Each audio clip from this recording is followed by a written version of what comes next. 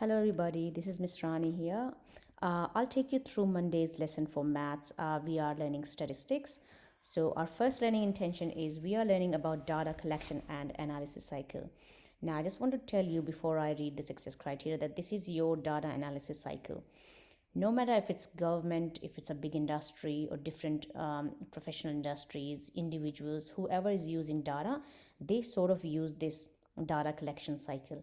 It starts with a question or problem solving. There is a problem or there's a question that you try to answer. There's a problem that you want to solve. So data helps you solve that problem or answer that question, and that connects with your first success criteria. So your first success criteria is identify questions that can be answered using data. So how do you use data to answer questions or to solve problems? And I'll take you through some of the examples over here. Obviously the space on the pack is not enough, so I'll just take you through some examples. Look over here. Now I've got this data over here. If I show you the table, it's pretty wordy and a lot of numbers over here. A lot of comparisons might not be possible over here because you cannot see the picture that your numbers outline. But if you go to the graph tab, the same information is given through graphic representation. Blue bars are for females and males collectively. Their average weekly income, I should have told you this before. So average weekly ordinary time earnings, full-time adults by industry, original. So this is your original information from your Australia Bureau of Statistics website, and this shows how grown-up males and females earn in every week, who are working throughout different industries. So persons means collective males and females, and dark blue is male, and obviously orange graphs are females. If you look at the female graphs, total all industries, they make around $1,600 every week. So that's the average weekly ordinary time earnings, total of all industries. I think the mining industries, females make the most money, which is $2,295 for a week. However, for males it's more, it's $2,695. Now when a government organization looks at this statistic, this graph, they can see what's happening, they can see the trend, they can see all the blue graphs are higher than orange graph, they can see this art art and recreation services people are earning the least. So they can simply take this decision that they are going to support the art and recreation services more because this is the industry that need the support, this is the industry where people are earning the least. However, mining industry people are earning the most, so they can figure out more sort of questions, what is happening, what's going on in the mining industry, why people are earning more in mining industry and why people are earning so less in art and recreational services.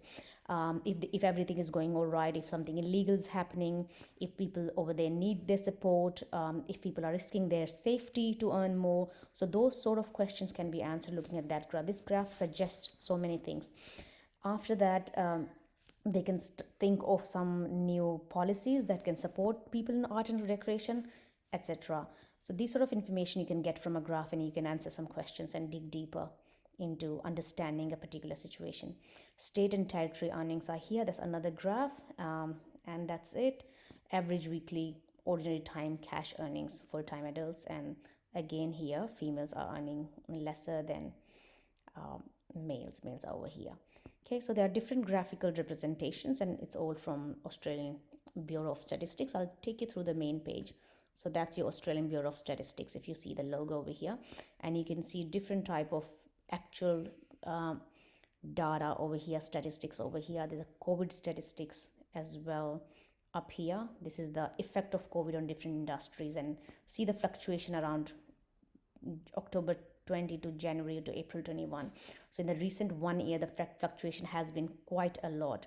If you look at the graph from January 15, sorry, the graph is slowly picking up, and all the industries are slowly moving up. But from Jan 2020 there has been a huge fluctuation. It has gone up highly and then down, and compared to the old ways of trading, the online trading has gone up comparatively.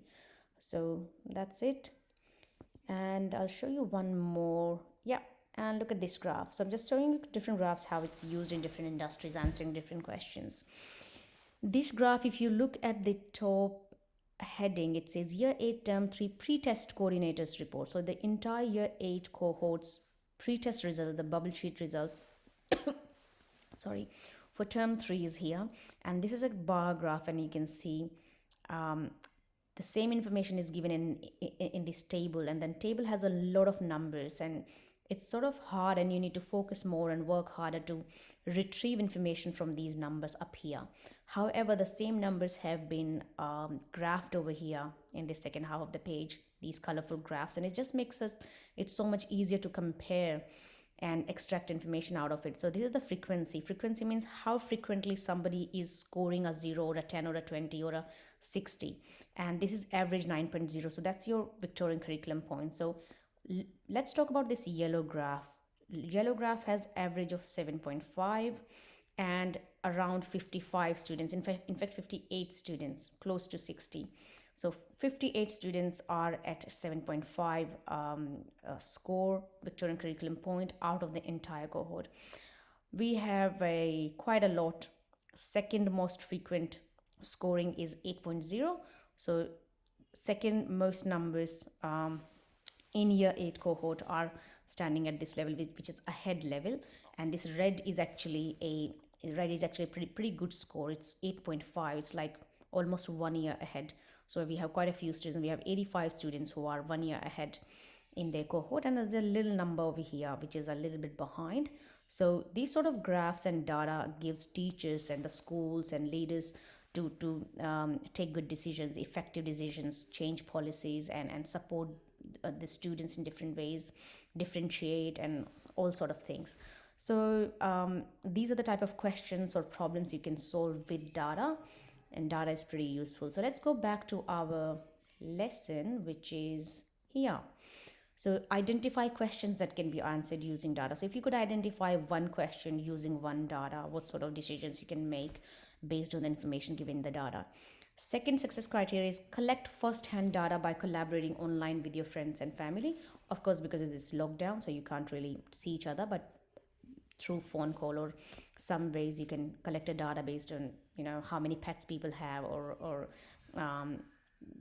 how many hours they're spending on Netflix during lockdown in a week. So this sort of data you can collect, and then you can make some conclusion on that data. That's your second success criteria. Third is represent data in the most effective ways. Now obviously you could see that data can be represented as a table or a graph. You can also represent data as pie chart. Let me look if I still have that. No, I closed that tab and window. Yeah, so I've shown you only mainly bar graphs and tables. There's a little bit of this sort of a line graph, but it's not a straight line graph, but it's still a line graph. So there are quite a few type of graphs that you can make, but you need to know which one is the most effective for a particular situation. Okay, so not every time you can create a bar graph, not every time you can create a pie chart, not every time you can just put a dot plot. So you, based on your situation, which type of graphical representation is going to do justice with your information.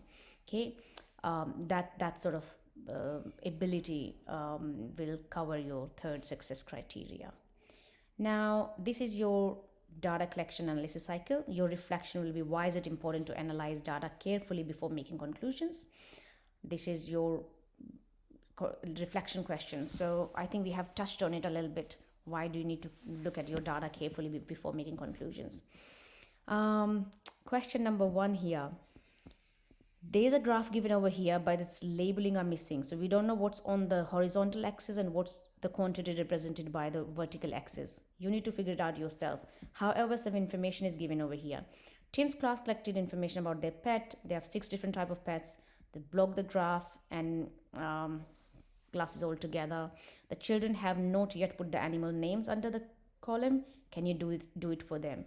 There are 2 less cats than dogs. So check which bar is 2 less than the other. Only one child has a parrot at home.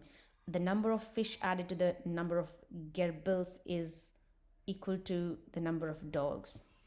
There are twice as many fish as hamsters. There are half the number of gerbils at the cat.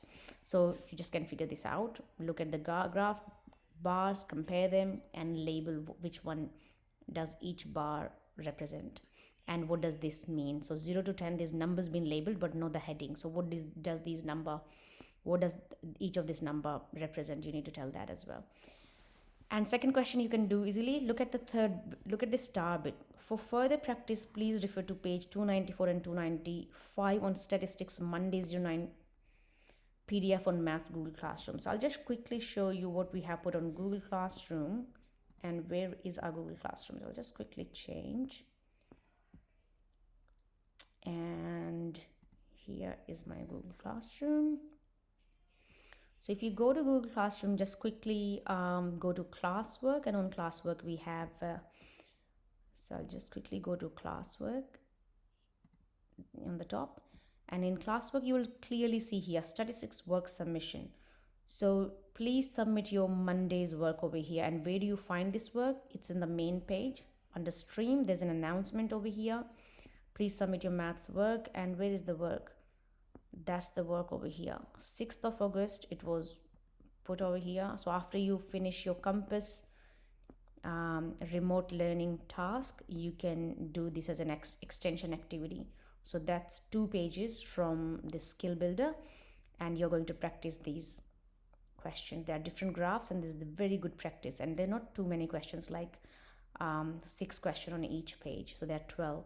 In case you have finished this, so this is your work from 6th of August posted. Finish this work, upload it under classwork assignment here. So work submission here where you submit your work.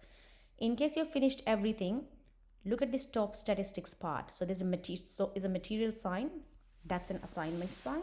So look over here. That's an assignment sign. That's a material sign. So in case you finish everything, statistics PDF is a 33-page long PDF, and you can practice some questions from that as well. So this is a skill builder, and it has around 33 pages. There's a 1 probability as well, so you can practice from statistics, further practice. In case you have finished every single thing that we have assigned to you, you can go to this. We are expecting work from students, so please do submit your work. That will be really appreciated. Thank you so much.